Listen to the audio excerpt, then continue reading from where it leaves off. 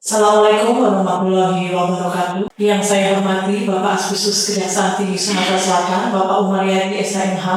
Kemudian yang saya hormati Kasidik Bidang Khusus Kejaksaan Tinggi Sumatera Selatan. Kemudian juga yang saya hormati rekan-rekan media.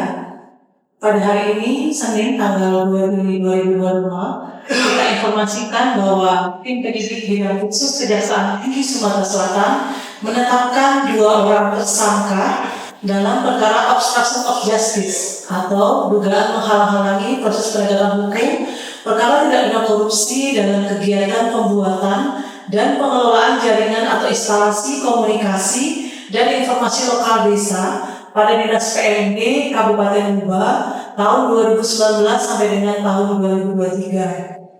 Adapun tim penyidik telah mengumpulkan alat bukti dan barang bukti sebagaimana dalam pasal 184 ayat 1 KUHP, maka tim penyidik menetapkan 2 orang tersangka, yaitu 1 MO pelaku penasihat hukum ditetapkan sebagai tersangka berdasarkan surat penetapan tersangka nomor TAP 12 tahun 2025. Kemudian yang kedua MH selaku kasih program pembangunan ekonomi desa pada Dinas PMD Kabupaten Muba ditetapkan sebagai tersangka berdasarkan surat penetapan tersangka nomor TAP 13 tahun 2025. Adapun terkait teknik penetapan tersangka ini akan dijelaskan oleh Bapak Asbissus Kejaksaan Tinggi Sumatera Selatan. Untuk waktu dan tempat kami persilahkan. Pada kesempatan ini saya akan menyampaikan apa yang telah disampaikan oleh Kasih Hukum. Jadi hari ini penyidik pada bidang tindak pidana khusus Kejaksaan Tinggi Sumatera Selatan telah melakukan pemanggilan dan pemeriksaan terhadap 2 orang saksi, yaitu saudara atas nama SMH, yang kedua saudara saksi atas nama MO. Berdasarkan hasil pemeriksaan oleh penyidik telah diperoleh 2 alat bukti yang cukup, sehingga penyidik pada hari ini telah menetapkan dia tersangka karena 2 orang tersangka yang sebelumnya telah dilakukan pemeriksaan sebagai saksi.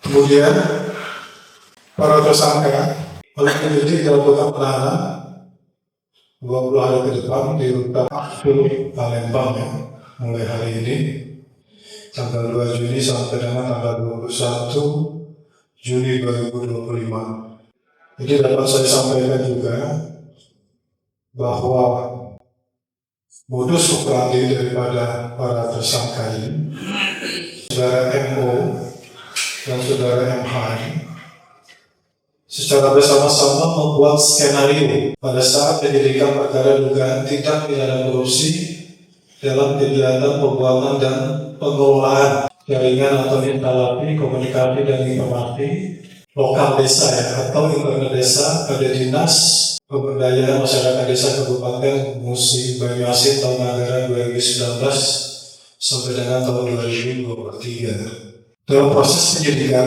saudara MO dan MH ini telah bersama-sama dan bersepakat untuk membuat skenario dan mengarahkan fakta untuk memberikan keterangan yang tidak benar dengan tujuan agar fakta yang sebenarnya itu tidak terungkap.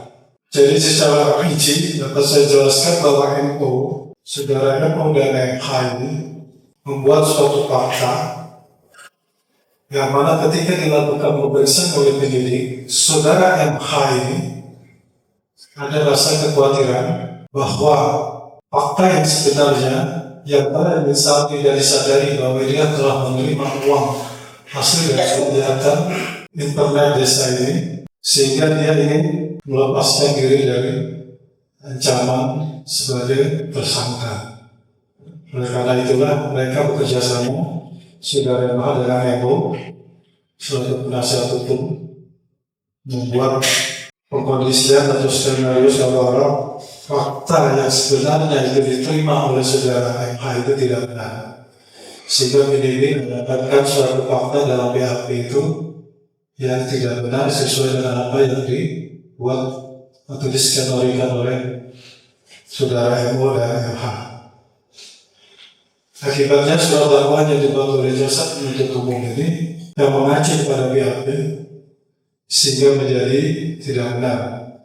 Dan setelah dilakukan pemeriksaan di persidangan, terungkap fakta bahwa apa yang disampaikan di dalam BAP oleh saudara MH itu adalah tidak benar.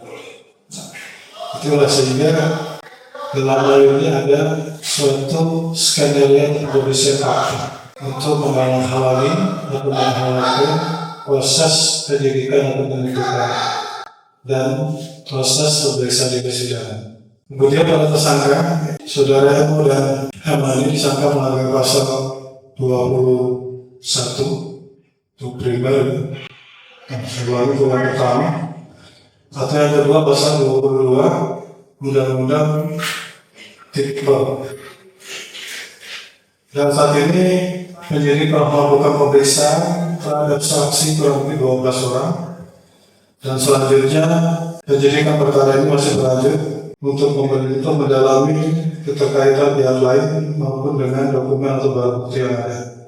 Mungkin itu bisa disampaikan kepada rekan media semua. Terima kasih atas perhatiannya. Wassalamualaikum warahmatullahi wabarakatuh.